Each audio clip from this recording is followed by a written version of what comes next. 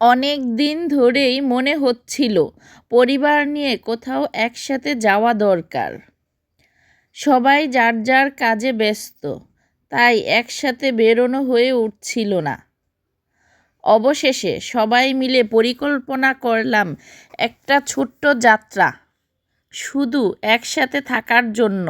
তাই সবাই মিলে সিদ্ধান্ত হলো বাণিজ্য মেলায় যাব। একটা গাড়ি ভাড়া করে পরিবারের সবাই একসাথে বেরিয়ে পড়লাম বাণিজ্য মেলার উদ্দেশ্যে। পথে গল্প, হাসি আর গান, শুরু থেকেই দিনটা হয়ে উঠেছিল আনন্দের।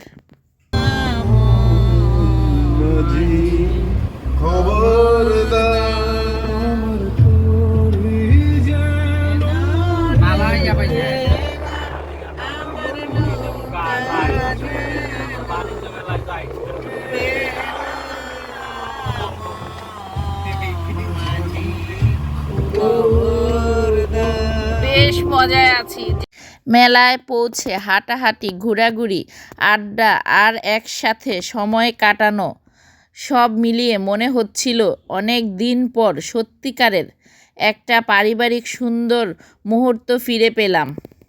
সত্যি বলতে সেভাবে ভিডিও বা ছবি তোলার কথা বা মনেই আসেনি, কারণ পরিবার যখন একসাথে থাকে তখন ক্যামেরার ফিলিংস কাজ করে না। তখন শুধু মুহূর্তগুলো উপভোগ করতে মন চায়।